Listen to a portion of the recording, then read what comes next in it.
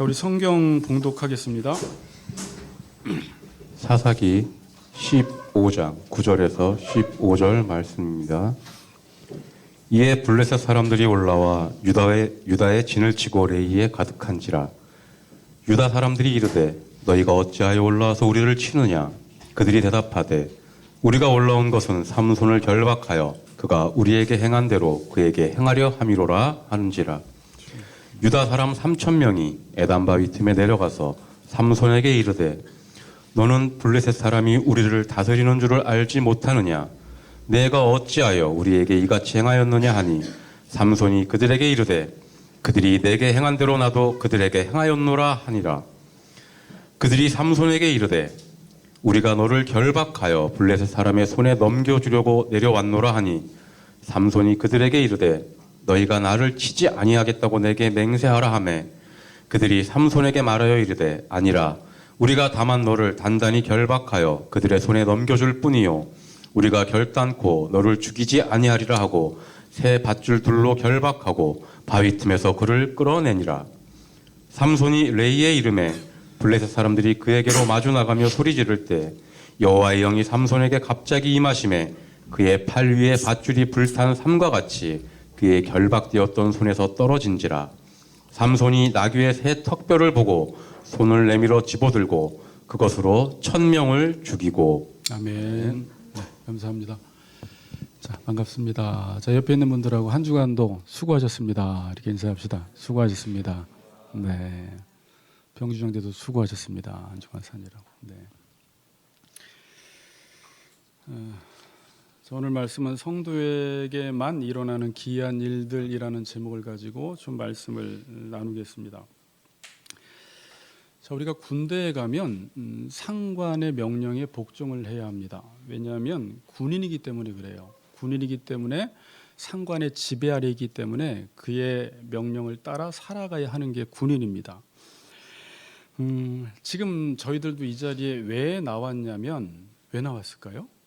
하나님이 우리를 다스리시기 때문에 그의 다스림을 받고자 그의 말씀을 듣고자. 왜냐하면 그의 말씀 안에 모든 복과 안식과 평안이 있다라는 사실을 알기 때문에 하나님, 우리는 오늘도 하나님의 백성입니다라는 고백으로 그분 앞에 나와서 그분의 다스림을 받고자 그분의 말씀을 듣고자 이 자리에 나온 것입니다. 자, 이스라엘 사람들은, 이스라엘 백성들은 하나님의 통치와 다스림을 받고 살아가야 하는 사람들입니다. 그렇죠? 자, 그런데 오늘 5장 11절에서 15장 11절에서 유다 사람들이 이렇게 고백을 하죠. 블레셋 사람이 우리를 다스리는 줄을 알지 못하느냐? 라는 고백을 합니다. 자, 이건 지금 심각한 상태의 이스라엘 백성들이 처해져 있다는 사실을 우리가 알 수가 있어요. 원래 이스라엘 백성들은 하나님의 통치와 다스림을 받는 백성인데 지금 이스라엘 백성들이 어떤 고백을 해요? 블레셋 사람들이 우리를 다스리는 줄을 알지 못하느냐 그래요. 어느 날 갑자기 우리 김현숙 집사님이 저한테 오더니 목사님, 이만희 씨가 우리를 다스리는 줄을 알지 못합니까? 이러면 집사님이 지금 심각한 상태에 있구나, 지금 어떤 신천지 교리에 빠졌구나라는 것을 우리가 알 수가 있어요. 오늘 갑자기 영원이가 오더니 예수 잘 믿다가 목사님, 김정은이가 우리를 다스리는 줄을 알지 못합니까? 그러면 오랫동안 공산주의 사상에 빠져서 그 체계에 빠져서 살아왔다라는 것을 우리가 알 수 있어요. 지금 많은 사람들이 그렇게 말은 안 하지만 목사님, 집사님, 세상 사람들이 우리를 다스리는 줄을 알지 못합니까? 라는 말들을 속으로 행동으로 막 하고 있어요. 그 말은 뭐예요? 지금 그 성도가, 그 집사가 세상에 깊이 물들어 있고 세상의 가치관에 깊이 빠져 있다는 것을 우리는 알 수가 있습니다. 그러니까 지금 이스라엘 백성들의 상태가 어때요? 정상이 아닌 거예요. 자, 제가 뒤에 이제 나귀 턱뼈 이야기로 넘어가려다가 여기서 한번 정리를 하고 넘어가야 될 필요성을 느껴서 오늘 전체적으로 짧게 정리를 하고, 설계도 아주 짧으니까 오늘부터 여러분들이 잘 들으세요. 제가 노력을 많이 했습니다.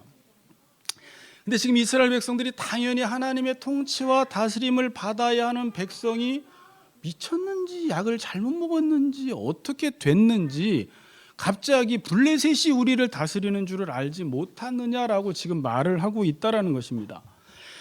자, 사사기 전체에서 자기 동족끼리 싸우는 장면이 몇 번 나옵니까? 퀴즈.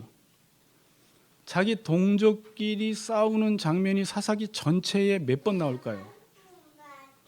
3번. 하나만 더 플러스 해주세요. 4번입니다. 네, 사사기 전체에서 자기 동족끼리 싸우는 장면이 4번이 나오는데, 첫 번째는 에브라임이 기드온 때 첫 번째 시비를 걸었죠. 그때 에브라임이 기드온 때 첫 번째 시비를 걸었는데, 기드온은 두려움이 많은 사람이고 소심한 사람이라 싸울 마음이 없어서 그냥 에브라임 사람들을 달래서 돌려 보냈어요. 시비는 걸었지만 싸움은 일어나지 않았습니다. 두 번째는 에브라임이 또 입다 때 두 번째 시비를 걸었습니다. 그런데 입다는 기드온처럼 그렇게 온순한 사람이 아니었죠. 아주 그냥 싸움을 잘하는 사람이었어요. 괜히 잘못 건드렸습니다. 그래서 입다 때 어떻게 했어요? 입다가 에브라임 사람들을 요단강 나루턱에서 십벌레지라는 발음을 못하는 그들을 42,000명이나 어떻게 동족끼리 죽이는 사건이 일어났습니다. 그러니까 첫 번째는 시비를 거는 사건이었다가 점점 지금 확대되고 있죠. 두 번째는 동족끼리 42,000명을 죽이는 사건이 일어났습니다. 그리고 세 번째는 어때요? 지금이에요. 지금 유다 지파가 이제 사사 삼손을 누구에게 넘겨줘 버려요? 이방인인 블레셋 사람들에게 넘겨주는 것입니다. 그리고 마지막은 사사기 20장에 가면 동족끼리 무섭게 전쟁을 해요. 집에 가서 궁금한 사람들은 도대체 20장의 내용이 무엇일까라고 생각하는 사람들 지금 웃는 거 보니까 궁금하죠? 그럼 집에 가셔서 이 베냐민 지파하고, 베냐민이 막내인데 형들 11지파하고 싸우는데 그냥 뭐 툭툭 치고 싸우는 정도가 아니라 뭐 42,000명 정도를 죽이는 것이 아니라 생사를 걸고 싸웁니다. 거기서. 그러니까 이제 우리가 점점 지금 뭘 보게 되는 거예요? 하나님 나라가 점점 무너지고 있다라는 것을 보게 돼요. 처음에 이스라엘 백성들이 처음엔 자기 동족끼리 시비를 거는 정도에서, 그 다음에는 42,000명을 죽이는 데에서, 그 다음엔 사사 삼손을 블레셋에게 넘겨주게 되고, 사사기 20장에 가면 17장부터 영적으로 도덕적으로 엄청나게 얼마나 타락했는지를 지금 기술하면서 베냐민 지파와 11지파가 무섭게 너 죽고 나 죽자라는 식으로 싸우는 모습을 보게 됩니다. 자, 이스라엘이 시간이 지날수록 자기들끼리 전쟁이 점점 심해지는 것입니다. 여러분, 이 모습이 한 공동체가 무너지는 모습입니다. 한 공동체가 보통 이렇게 무너져요. 여러분들 부부 사이나 가정에서나 교회에서나 이런 식으로 처음 무너져요. 처음 결혼을 하면 연애 감정이 있어서 그냥 서로 좋아요. 뭐 야식도 먹고 함께 뽀뽀도 하고 이러면서 너무 재밌는데, 살다 보면은 여러분 계속해서 하나의 뜻을 위해서 대화를 하고 가치관을 맞춰 나가지 않으면, 시간이 지나가면서 부부지만 대화를 하지 않으면, 가치관이 공유되지 않으면 생각이 벌어져서 처음에는 시비를 걸게 되다가 나중에는 싸우게 되다가 나중에는 자기 남편을, 자기 아내를 소송까지 넘겨줘 버리는 일이 있다가 나중에는 원수가 되어서 너 죽고 나 죽자 이래버려요. 여러분, 교회 공동체도 지금 교회 공동체가 엉망이거든요. 저는 어떤 설교를 하면 그 한 주간 동안에 그런 이야기를 한두 번을 꼭 듣게 되더라고요. 이번 주에도 어떤 권사님을 통해서 대형교회가 얼마나 지금 소송이 많은지를 들었고, 조금 전에 문자로 또 교회가 너무 혼란스러워서 힘들다라는 문자를 보내서 여기를 올려다가 지금 못 왔다라는 사람도 지금 한 명 있었습니다. 교회라는 것도요, 처음에 함께 개척을 하게 되면, 이제 우리 다음에 여기 오실 분이 제가 아는 분인데 개척을 하고 처음에 얼마나 들떠 있고 좋은지, 좋아요. 아니, 좋은 거예요. 연애 감정이 있으니까 처음에 막 카톡도 활성화되다가, 우리 교회도 처음에 그랬죠. 막 이제 잘 지내다가 처음에 계속해서 뜻을 같이 하지 않으면 각자 이제 생각이 자기의 옳은 대로 살아가게 되고, 자기의 생각이 막 드러나게 되면 생각이 막 부딪히게 되면서 시비 걸다가 싸움을 하다가 나중에는 교인들끼리 이제 막 소송을 하게 되는, 나중에는 칼부림까지 일어나는 그런 무서운 일이 일어나는데 지금 이스라엘 공동체가 그러한 일들이 일어나고 있다는 것을 우리에게 보여주고 있고, 이 원리는 지금 우리 가정이나 교회나 모든 공동체 속에서 일어나는 일들입니다. 자, 지금 하나님 나라 전쟁이 변한 거예요. 자, 이스라엘을 하나님이 가나안 땅에 들여보내주신 이유는 왜 들여보내주셨어요? 적들을 진멸하라고 보내주셨어요. 적들을 진멸하라고. 근데 지금은 어떻게 됐어요? 적들과 타협을 하게 되고, 지금은 유다 백성이 고백하는 게 블레셋이 우리를 다스리는 것을 알지 못하느냐라는 이러한 고백을 할 지경에까지 타락을 해버린 것입니다. 지금은 이런 일들은 지금 우리 교회 안에서도 계속해서 일어나고 있는 일입니다. 자, 여러분, 우리가 다시 한번 이제 개척한 지 좀 시간이 지났는데 이렇게 생각을 해야 돼요. 여러분들, 우리 교회는 에클레시아, 부르심을 입은 사람들의 모임이에요. 그냥 저 보려고 온 것도 아니고 밥 먹으러 온 것도 아니고 부르심을 입은 사람들이 여기서 모인 거예요. 왜 모였죠? 지금부터는 교회의 머리 되시는 예수님의 뜻을 위해서 살겠다고 모인 사람입니다. 그래서 제가 에베소서에서는 교회에 들어오면 머리 교체식이 일어난다고 했어요. 여러분들, 지금까지 나이가 드신 분일수록 내 뜻을 위해 살았고 자기 고집대로 살았고 자기가 하고 싶은 대로 살다가 교회 오면 힘든 게 뭐냐면 다른 게 힘든 게 아니에요. 내 뜻을 죽이고 머리의 뜻을 따라 살아가는 그것이 힘들어요. 그런데 교회가 계속해서 우리가 몇 명 되지 않지만 그 머리의 뜻을 따라 살아가려고 노력하지 않으면 여러분들도 모르게 여러분 안에 있는 그 생각들이 슬금슬금 올라와서 자기 소견에 옳은 대로 살아가는 사람들이 많아지면서 교회가 어수선해지고 분쟁이 일어나면서 둘이 셋이 시비가 붙기 시작하고 나중에는 싸움이 일어나는 건데, 그게 처음에 어디서부터 그렇게 된 거예요? 우리가 하나 되기를 힘쓰지 않아서, 머리의 뜻을 따라 온 교인이 순종하기에 힘쓰지 않아서, 나 하나쯤은 괜찮겠지, 우리 교회에서 한 10명 정도는 순종하지 않아도 잘 돌아가겠지 라는 이런 안일한 생각이 나중에는 공동체가 큰 어려움을 겪게 된다는 것입니다. 자, 지금 삼손이 블레셋을 치니까 블레셋 사람들이 삼손을 잡으러 어디로 내려갔냐면 유다 땅으로 내려갔습니다. 그러니까 유다 사람들이 블레셋이 자기 땅에 내려오니까 갑자기 황당해서 이런 질문을 했죠. 어찌하여 올라와서 우리를 치느냐라고 물었을 때, 이때 블레셋 사람들이 내가 삼손을 잡으려고 왔다, 너희들을 치려고 하는 것이 아니라 삼손을 결박하러 왔다라고 하면서 삼손이 우리에게 행한 대로 우리도 행하려고 한다, 나는 이 말을 이제 유다인들이 듣고 13절에 이런 말을 하죠. 11절에 유다 사람 3,000명이 에단바이 틈에 내려가서 삼손에게 이르되 너는 블레셋 사람이 우리를 다스리는 줄을 알지 못하느냐? 내가 어찌하여 우리에게 이같이 행하였느냐 하니 삼손이 그들에게 이르되 그들이 내게 행한 대로 나도 그들에게 행하였노라 하니 그들이 삼손에게 이르되 우리가 너를 뭐하여 결박하여 블레셋 사람의 손에 넘겨주려고 내려왔노라 하니 삼손이 그들에게 이르되 너희가 나를 치지 아니하겠다고 내게 맹세하라 하고 그들이 삼손에게 말하여 이르되 아니라 우리가 다만 너를 단단히 결박하여 그들의 손에 넘겨줄 뿐이요 우리가 결단코 너를 죽이지 아니하리라 라고 해서 정말로 유다 백성들이 삼손을 세 밧줄 둘로 결박해서 그를 블레셋 사람들에게 넘겨줘버립니다. 자, 여기서 세 밧줄 둘이라고 했는데 제가 이거를 좀 염두에서 지켜봤어요. 이게 성경에는 그냥 우연히 쓴 말이 없기 때문에 이게 세 밧줄은 한 번도 사용하지 않은 밧줄이에요. 탄탄한 밧줄이에요. 근데 그걸 또 몇 겹으로? 두 겹으로. 왜 유다 사람들이 지금 3,000명을 데리고 와서 누구를 잡으러? 삼손 한 사람을 잡으러 3,000명이 온 거예요. 블레셋 사람들도 삼손 한 사람을 잡으러 몇 명이 왔어요? 1,000명이 왔어요. 그 당시에 철기 문화 속에서 이 무기가 아주 강한 무기를 갖고 있었던 블레셋인들조차도 삼손을 잡으러 1,000명이 온 거예요. 이걸 통해서 삼손이 어떻다라는 걸 알 수 있어요. 그의 힘이 대단하다라는 걸 알고 있었죠. 그렇기 때문에 유다인들이 삼손이 힘에 얼마나 위력이 있다라는 것을 알고 한 번도 쓰지 않은 두꺼운 밧줄을 두 겹으로 해서 삼손을 묶어서 블레셋에게 넘겨버린 것입니다. 그럼 일반적으로 어떻게 돼야 돼요? 그냥 이야기가 삼손이 블레셋에게 넘어감으로 이야기가 끝나야 돼요. 아니면 정말 누가 힘이 세다고 하다면 정말 삼손처럼 힘이 엄청나게, 마동석도 이거 못 풀어요.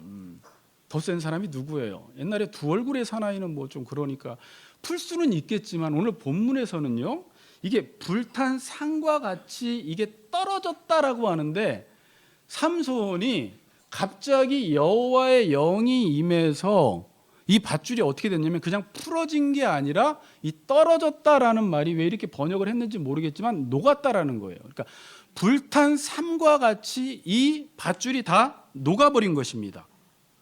그러니까 지금 기이한 일이 일어난 거예요, 여러분. 말도 안 되는 일이 일어난 거예요. 여러분들은 그냥 성경을 보면서 성경은 늘 기적이 일어나니까 또 삼손에게 기적이 일어났나 보다 이렇게 그냥 쉽게 받아들이지 말고, 원래는 지금 삼손이 밧줄을 스스로의 힘으로는 풀 수 없어야 합니다. 그런데 갑자기 여호와의 영이 그때 임함으로 불탄 산과 같이 밧줄이 다 녹아버린 것입니다. 자, 여기서 밧줄이 무엇을 상징할까요? 이 밧줄. 지금 이 밧줄은 누가 누구를 묶어요? 유다 백성들이 삼손을 묶어버리는데 왜 묶는 거죠? 지금 블레셋의 지배받는 것을 당연하다고 생각합니다. 블레셋의 힘 아래 있는 것을 당연하다고 생각해서 이건 블레셋의 힘을 상징하는 거예요. 그래서 블레셋이 두려워서 삼손을 밧줄로 묶었다라는 것은 이거는 세상의 힘의 논리, 세상의 힘을 상징하는 거예요. 세상의 힘으로 지금 삼손을 묶어버린 것입니다. 자, 그런데 갑자기 말도 안 되게 성경에서는 뜬금없이예요. 뜬금없이 여호와의 영이 갑자기 임하더니 삼손에 있는 밧줄이 그냥 이렇게 풀어진 게 아니라 불탄 산과 같이 밧줄이 녹아버렸다라고 지금 말씀을 하고 있습니다. 그 밧줄이 삼손을 구속하지 못하고 무기력하게 타버린 것입니다. 다시 말하면 이 밧줄은 세상의 힘이기 때문에 세상의 힘의 논리가 깨져버리는 현상이 일어났던 거예요. 뭐가 깨져요? 세상의 힘의 논리가 깨져버린 것입니다. 자, 여러분, 저나 여러분이나 우리는 이 땅에 살아가기 때문에 이 세상의 힘의 논리를 되게 무서워합니다. 그렇죠, 우리 병준 형제. 이 세상의 힘의 논리를 되게 무서워해요. 제가 여러 가지를 말할 수 있겠지만 몇 가지만 이야기하면, 야, 저 사람한테 잘못 보이면 국물도 없어. 우린 이런 말들을 해야 안 해요. 그런 말을 왜 하죠? 세상의 힘의 논리가 무서운 거예요. 하나님보다 이게 더 세게 보이는 거예요. 이번에 직장 못 들어가면 기회가 오지 않을 거야. 이것도 이 세상의 논리를 우리가 아주 두려워하는 거예요.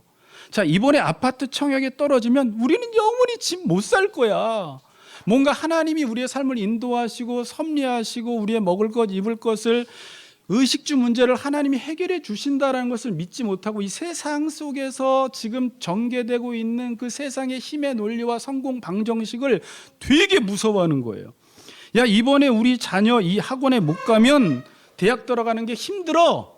이게 다 세상의 논리를 두려워하는 것입니다. 이게 세상의 다스림을 받는 거예요. 이게 지금 이런 말을 하고 산다라는 것은 우리가 하나님의 백성이라고 하지만 뭔가 하나님이 말로는 생사, 화, 복을 주관하시고 우리의 머리털까지 세신 바 되셨다고 하고 우리의 앉고 일어섬을 아시고 우리의 모든 삶을 치밀하게 오차 없이 인도하신다라는 것을 성경적으로는 배웠지만 실제 삶에서는 여러분들이 나가서 취업이 안 되고 집을 못 사고 자녀가 대학 입시 가운데 고3이 처하게 되면 그때는 하나님이 이상하게 보이지 않고 하나님이 우리를 인도하신다라는 것을 느끼지 못하고 오직 그 세상의 지배 아래서 두려워 떨고 있다라는 것입니다. 어떤 사람들이 이런 말도 해요. 야, 돈 없으면 목회도 못해. 그래요. 어때요? 지금 맞다고 하고 싶죠? 답은 아닌데 목사님 맞아요. 보세요. 돈 없으니까 건물도 못 사고 목회도 못하는 게 맞지 않나요? 라는데 돈 없으면 목회 해요. 자, 그런데 제가 이 말을 돈 없어도 목회할 수 있다라고 말할 수 있는 사람은 누구여야 하냐면 하나님의 다스림을 철저히 받는 사람, 하나님만 경외해서 하나님만 섬기는 사람, 하나님의 말씀에 순종해서 사는 사람은 돈 없어도 목회할 수 있어라고 말할 수 있고, 실제로 하나님이 이 세상의 힘의 논리를 깨버리시고 갑자기 여호와의 영이 임하셔서 내가 네 목회 한다, 내가 이 교회를 다스린다라는 것을 보여주지만, 우리가 하나님의 다스림도 받지 않으면서 하나님의 말씀을 두려워하지도 않으면서 목사님 우리가 믿음이 왜 이렇게 없어요? 돈 없어도 목회할 수 있죠. 그런데 정작 본인은 다스림을 받지 않는다면 우리는 스스로를 속이는 행위입니다. 그러니까 이 사람이 이런 말을 할 수 있어요. 정말 하나님의 주권을 믿는 사람, 하나님의 온 땅을 다스림을 믿는 사람, 내 교회를 내가 세운다라는 것을 믿는 사람, 이 교회는 하나님이 세웠고 하나님이 성장시키고 하나님의 때가 되면 끝난다라는 것을 아는 사람은 이 목회는 하나님이 시작해서 하나님이 하신다라는 것을 알죠. 그 대신 우리가 해야 될 일은 뭐냐면 이 목회를 하나님이 하시게 하려면 우리 성도들이, 모든 성도들이 머리 대신 예수님의 뜻에, 지금 여러분들 안에 있는 별 생각이 다 있지만 그 뜻에 복종하지 않으면, 그러면 돈이 있어야지 목회예요. 그렇게 되면, 그리고 그렇게 해도 목회를 잘하게 보일 수도 있어요. 이 정도로 우리는 세상의 힘의 논리를 무서워해요? 안 무서워해요? 한번 다 물어보고 싶네. 안 무섭다고 하는 사람이 저는 없을 것 같은데, 형기 집사 없나? 무섭죠. 이 정도로 우리는 세상의 논리가, 힘의 논리가 무섭습니다. 자, 그런데 지금 갑자기 여호와의 영이 임해서 삼손의 밧줄이 다 녹아버렸습니다. 이 메시지, 여기서 주는 메시지가 뭘까요? 이 세상은 블레셋이 다스리는 것이 아니라 블레셋을 초월한, 블레셋 위에 계시는 하나님이 온 땅을 다스리고 있다는 사실을 말해주는 구절이에요. 우리는 세상이 두려워서 유다 백성들마저도 자기 삼손을 밧줄에 묶어서 블레셋에 넘겨버려서 모든 하나님의 역사가 끝나는 것처럼 보이는데, 성경은 갑자기 여호와의 영이 임하더니 삼손의 새 밧줄 둘이 그냥 불탄 삶처럼 녹아버린다라는 것은, 얘들아, 너희들의 눈에 보기에는 세상이 두려워 보이고 세상은 힘의 논리로 진행되어 가는 것 같고 어떤 한 사람의 권력자의 말에 의해서 나는 새도 떨어지는 것 같지만, 아니야. 하나님이 역사의 주관자시고 통치자시고 내가 블레셋 위에서 블레셋도 다스리는 자야 라고 지금 하나님 말씀하시는 거예요. 여러분들이 다시 13장으로 돌아가면 이스라엘 백성들이 악을 행했을 때 하나님이 이스라엘 백성들에게 이스라엘 백성들을 블레셋 손에 넘겨버리셨죠. 그러니까 블레셋도 지금 누구의 손 안에 있는 거예요?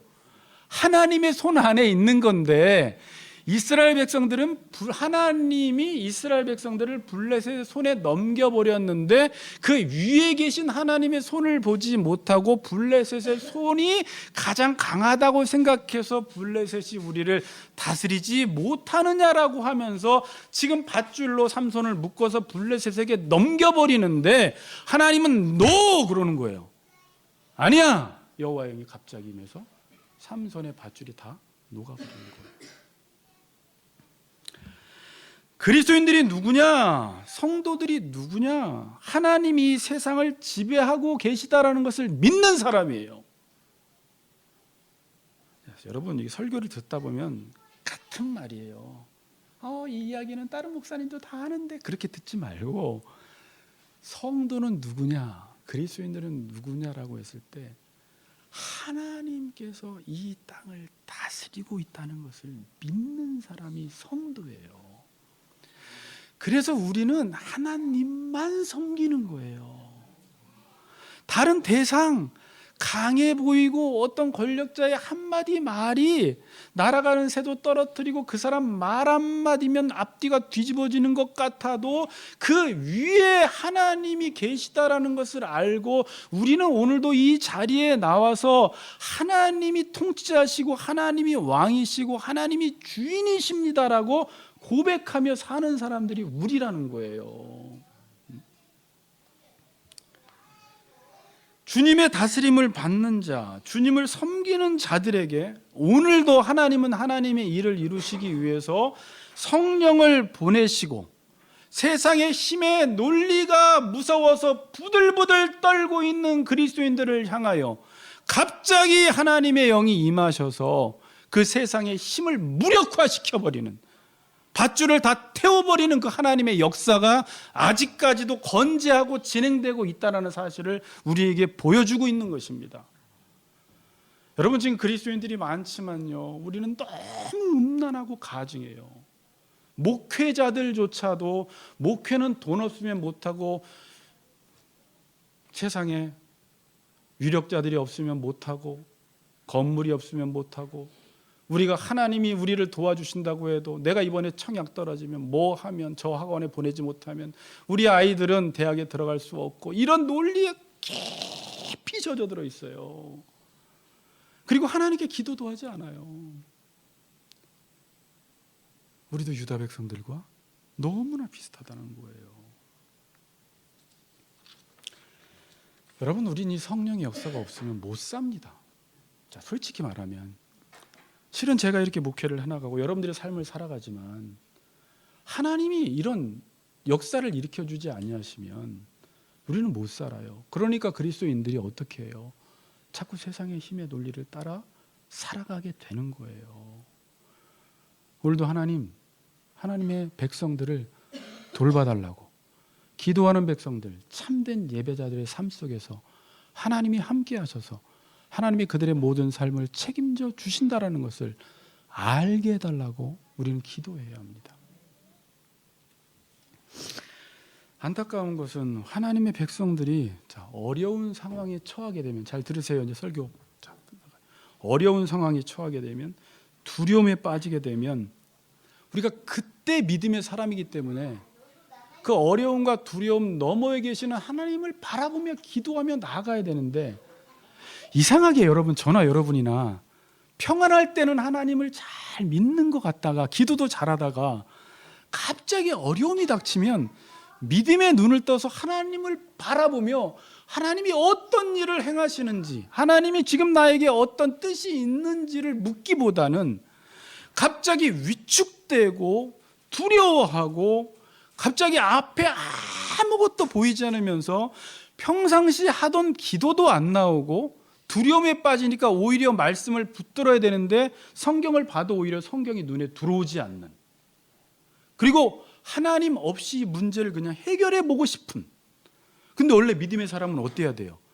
살다가 위기가 오고 두려움이 오면 그때서 믿음의 사람은 말 그대로 믿음, 하나님을 믿기 때문에 그때 하나님께 기도하고 그때 하나님께 매달리고 그때 하나님의 도우심을 간구하며 나의 도움이 어디서 올고, 나의 도움이 사람에게서 오는 것이 아니라, 어떤 권력자에게서 오는 것이 아니라, 의사에게서 오는 것이 아니라 나의 도움이 천지를 지으신 여호와에게서 온다라는 사실을 알고 그분 앞에 나가서 기도해야 되는데, 이상하게 취업이 안 되고 삶의 어려움을 겪고 자녀의 문제가 생기고 재정적 문제가 생기면 앞이 깜깜해지면서 사람 찾아다니고 세상의 힘의 논리를 붙들고 있는 한 사람이 내 옆에 있으면 이 사람한테 도움을 구하는 어리석은 행동들을 우리가 하고 있다라는 것입니다.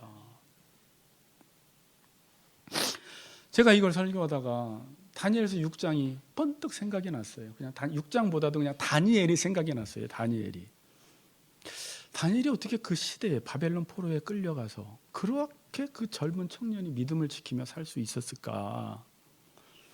6장에 가보면 다니엘이 사자굴에 들어갑니다. 자, 근데 사자굴에 들어갔는데 사자굴에서 하나님이 입을 봉하셔서 사자의 밥이 되지 않아요. 그럼 우리는 그냥 성경이니까 또 이상한 이야기, 희한한 이야기 또 하는구나 라고 우리는 생각하지만, 자, 그 당시에 다니엘이 지혜가 총명해서 그가 총리가 되었습니다. 총리가 됐는데 많은 총리와 다른 고관들이 다니엘을 시기하기 시작했어요. 그러니까 다니엘에게 고발할 근거, 성경에 고발할 근거를 찾아서 그를 좀 어떻게 뭐라고 그래요? 고발할 근거를 찾아서 모함이란 단어가 감사합니다. 모함하려고 했는데 아무런 고발할 근거가 생각이 나지 않는 거예요. 근데 어느 날 다니엘을 딱 봤더니 뭐 하고 있어요? 예루살렘 성을 향하여 하루에 3번씩 기도하는 모습을 보고 이들이 이제 꾀를 내어서 법을 만들죠. 그리고 금령을 만듭니다. 30일 동안 다리오 왕 이외에 다른 대상이나 다른 신에게 절을 하는 사람을 어떻게 한다?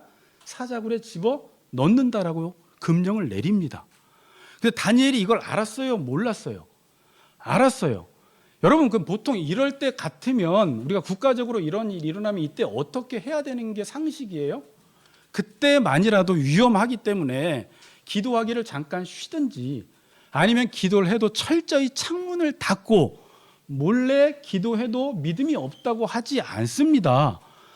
근데 다니엘은 이 조서에 어인이 찍힌 것을 알고도 다른 신에게 절을 하면 사자굴에, 고양이 굴도 아니고 로리, 멍멍이 굴도 아니고 사자굴에 들어간다라는 것을 알면서도 하루에 3번씩 예루살렘 성을 향하여 창문을 열고 전에 하던 대로 여호와께 기도를 하고 있다라는 거예요.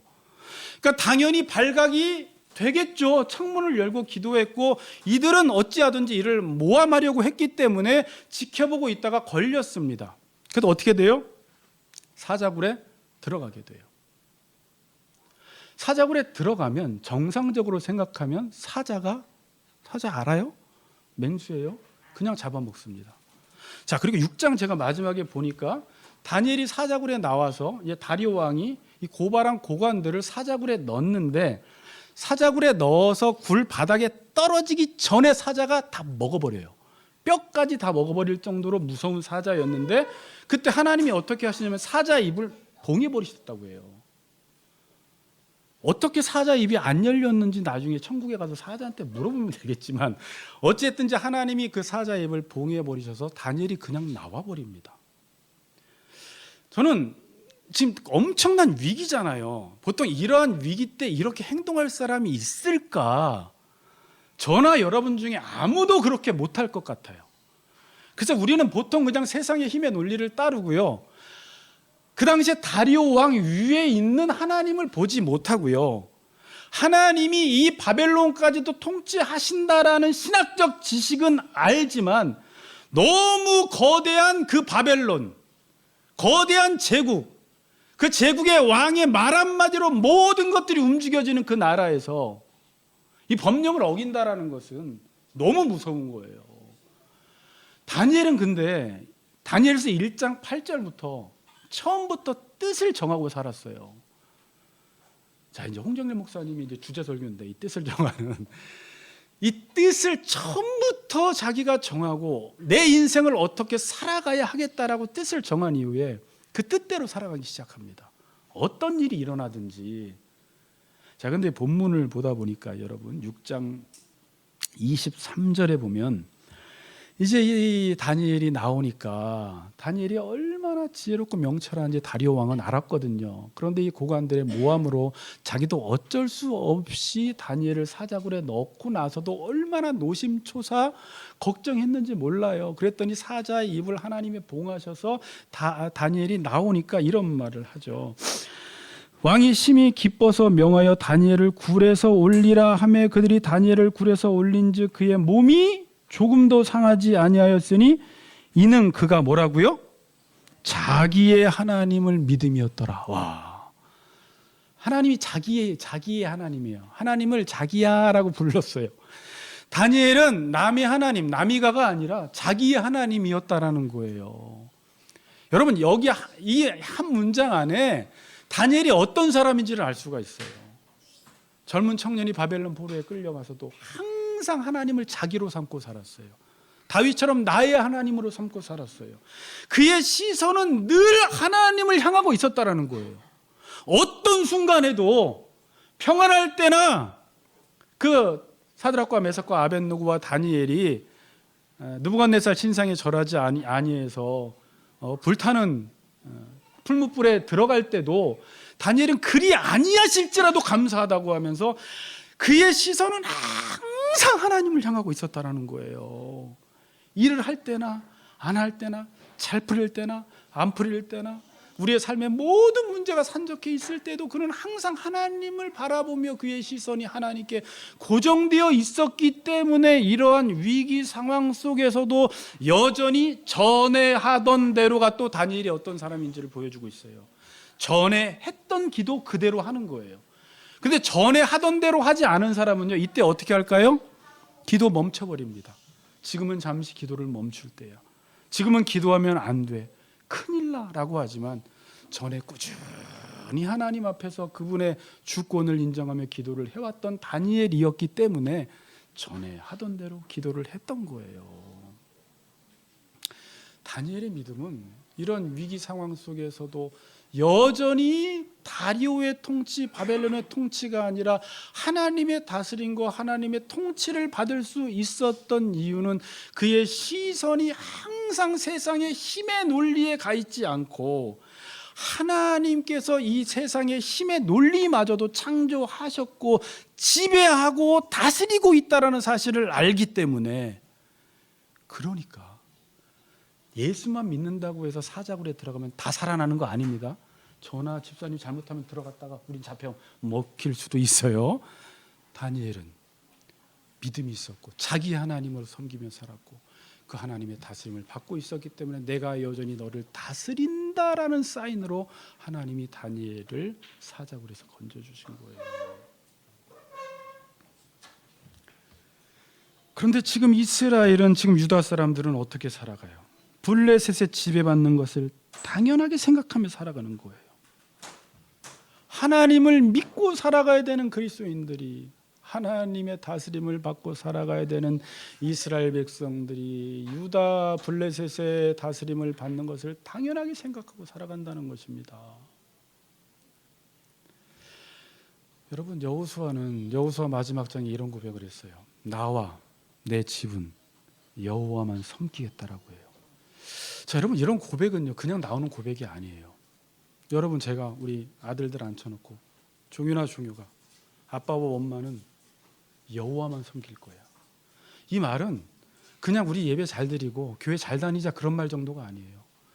내 인생을 살아보니까 하나님은 살아계시고 하나님이 우리 증조 할머니 할아버지, 우리 할머니 할아버지, 어머니 아버지 가운데 인도하신 그 하나님을 바라보니까, 또 지금 우리의 삶을 인도하시는 하나님을 바라보니까 엄마 아빠는 여호와만 섬길 거야. 너희들도 앞으로 섬길 자를 택해 여호와를 섬겨라. 우리 유나 여호와를 섬겨라라고 말할 거예요.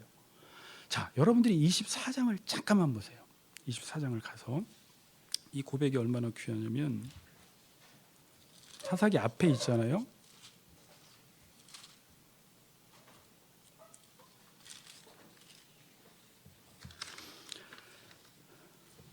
2절부터 눈으로 쭉 보시면 다 특징이 뭐냐면 그냥 내가 했다는 거예요. 그러니까 여호수아는 하나님께서 애굽에서부터 여기까지 하나님이 모든 것을 하셨다라는 것을 아는 사람입니다. 그래서 2절부터 3절부터 내가 이끌어 이렇게 내오죠. 내가 이끌어. 5절 내가 인도하여 내었다. 6절 내가, 또 7절 내가 애굽 사람들을 덮었다. 8절 내가 그들을 너희 손에 넘겨주었다. 또 내가 멸절시켰다. 10절 또 내가 손에서 건져내었다. 또 11절 내가 너희의 손에 넘겨주었다. 12절 내가 쫓아내게 하였다. 또 13절 내가 너희에게 주었다. 하나님께서 모든 것들을 인도하시고 섭리하시고 이방인들을 쫓아내시고 이 모든 것들을 하나님이 하셨다라는 것을 알기 때문에 지금 14절에 이렇게 고백하네요. 그러므로 이제는 여호와를 경외하며 온전함과 진실함으로 그를 섬기라. 15절 만일 여호와를 섬기는 것이 너희에게 좋지 않게 보이거든 너희 조상들이 강 저쪽에서 섬기던 신들이든지 또는 너희가 거주하는 땅에 있는 아무리 족속의 신들이든지 너희가 섬길 자를 오늘날 택하라. 오직 나와 내 집은 여호와를 섬기겠노라 하니. 자, 그런데 사사기서 1장으로 넘어오면 어떻게 돼요? 자, 이제 정리하고 마칠게요. 자, 2장 보세요. 2장 7절을 보세요. 백성이 여호수아가 사는 날 동안과 여호수아 뒤에 생존한 장로들 곧 여호와께서 이스라엘을 위하여 행하신 모든 큰 일을 본 자들의 사는 날 동안에 여호와를 섬겼다. 여러분, 지금도 누가 여호와를 섬길까요? 여호와께서 이러한 모든 큰 일들을 행하셨다라는 것을 아는 세대까지는 여호와를 섬기는데, 다음 세대는 여호와가 죽고 나서 이 여호와를 경험한 사람들이 없는 세대는 여호와를 섬기지 않아요. 그럼 당연히 누구를 섬겨요? 세상의 힘의 논리를 섬기게 되는 거예요. 여호와께서 우리의 삶을 책임져 주는 것이 아니라 세상이 우리를 책임져 준다고 생각하기 때문에. 자, 그때부터 어떤 일이 일어나냐면, 자, 이제 10절 보세요. 그 세대 사람도 조상들에게로 돌아갔고 그 후에 일어난 다른 세대는 뭐를 알지 못하여 여호와를 알지 못하며 여호와께서 이스라엘을 위하여 행하신 일을 알지 못하는 것입니다. 자, 여호와께서 이스라엘을 위해서 행하신 일을 알지 못하니까 2장 11절에 바로 어떻게 돼요? 자, 여러분 이 내용을 그냥 이거 아는데 그렇게 보지 마시고, 여호와를 알지 못하고, 자, 병준 형제, 여호와께서 행하신 일을 알아요? 이 세상 속에서 그걸 알지 못하는 사람들은 2장 11절에 바로 이렇게 나갑니다. 이스라엘 자손이 여호와의 목전에 악을 행하여 바알들을 섬기며 곧 그들이 여호와를 버리고 바알과 아스타롯을 섬겼으므로. 그럼 14절부터 어떤 일이 일어나냐면, 세상의 힘의 논리를 섬기면 여호와께서 진노하시게 되고요, 대적의 손에 팔아 넘기시게 되고요, 그들이 다시는 대적을 당치 못하게 되고요. 15절 보세요. 그들이 어디로 가든지 여호와의 손이 그들에게 재앙을 내려버려요. 자, 여기서 여호와의 손은 계속 살아 계세요, 안 살아 계세요? 여호와의 손은요, 그들이 섬길 때나 섬기지 않을 때나 이방인을 그들에게 붙이는 것조차도 이방인이 우리에게 쳐들어온 것 같지만, 대적이 우리를 치는 것 같지만 그 대적조차도 여호와의 손이 역사를 하고 있다라는 거예요. 블레셋도 아모리 7 족속도 모든 세상도 여호와께서 다스린다라는 것입니다. 그런데 믿음이 없으니까 그 여호와의 손을 바라보지 못해서 자꾸 이 세상에 힘의 논리를 우리가 따라가고 있다라는 거예요. 제가 지금 이렇게 큰 소리는 치지만 제가 그걸 너무 두려워하고 있고, 여러분들도 그것이 두려워서 도대체 우리가 여호와를 섬기는 것인지 세상을 섬기는 것인지 알지 못할 정도로 변질되어 있다는 것입니다. 결론을 맺을게요, 여러분. 그래서 지금도 많은 그리스도인들이 세상 돌아가는 것을 보면서 살아계신 하나님을 믿지 않습니다. 하나님을 믿는다고 하는 그리스도인들도 보세요, 하나님 안 믿어요. 실제 안 믿어요. 이 말세가 되면 경건의 모양만 있고 경건의 능력을 믿지 않는데요, 지금 믿지 않는 그리스도인들이 너무 많아요. 유사 그리스도인들이 너무 많아요. 하나님을 믿는 건 이게 아니에요. 목사들도 하나님을 안 믿어요. 안 믿는 사람들이 많아요. 그 결과가 어떻습니까? 지금 한국교회가, 가정이, 공동체가, 아까 제가 서론에서 말씀드렸던 그 4가지, 처음에 시비를 걸다가, 처음에 42,000명을 죽이다가, 나중에는 부부끼리, 부모와 자녀끼리, 나중에는 교회 안에서 목사와 장로파가 소송을 걸기 시작하고, 나중에는 베냐민 지파와 열한 지파가 싸우듯이 죽기 살기로 생사를 걸고 싸우는 일이 이 땅에서, 가정에서도, 사회에서도, 교회에서도, 교단에서도 일어나고 있습니다. 그 뜻은 뭐예요? 지금 한국 그리스도인들이 블레셋의 지배를 받고 있구나. 세상의 힘의 논리를 지배를 받고 있구나. 그러니까 그 정욕을 이기지 못해서 싸움이 어디로부터 나느냐, 다툼이 어디로부터 나느냐, 싸우는 정욕으로부터 나는 것이 아니냐. 그 정욕 때문에 교회에서 소송을 걸고 싸우고 이기려고 한다라는 거죠. 사람들이 싸울 때는 왜 싸우죠? 왜 싸우죠? 이기려고 싸우죠. 그런데 여기서 이기는 싸움이 있을까요, 없을까요? 여러분 사사기를 보세요. 누가 이겼어요? 아무도 안 이겼어요. 이기는 사람 없습니다. 그래서 갈라디아서에서는 서로 물고 뜯으면 피차 멸망할까 조심하라 그래요. 여러분 공동체에서 싸우면 누가 이겨요? 다 멸망하는 거예요. 부부끼리 싸우면 누가 이겨요? 다 멸망하는 거예요. 부모와 자식이 싸우면 누가 이겨요? 다 멸망하는 거예요. 다 연대 책임이 있어요. 우리는 연합이 되어 있기 때문에 여러분 우리가 아니라는 생각이 뭐냐면 나는 지금 우크라이나가 어떻든지 저기 이스라엘이 어떻든지 하마스가 어떻든지 지금은 세상이 어떻게 돌아가든지 나만 잘 먹고 잘 살면 나는 잘 살겠지라고 하지만 아닙니다. 우린 다 연대돼 있어요. 다 연합돼 있어요.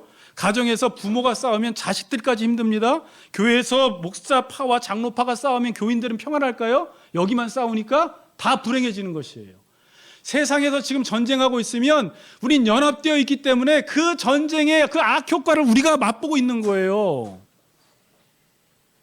이기는 사람 없습니다. 이기는 사람 없어요. 결론을 내릴게요. 여러분 우리는 하나님의 다스림을 받는 사람들이에요. 하나님이 우리를 지배하세요.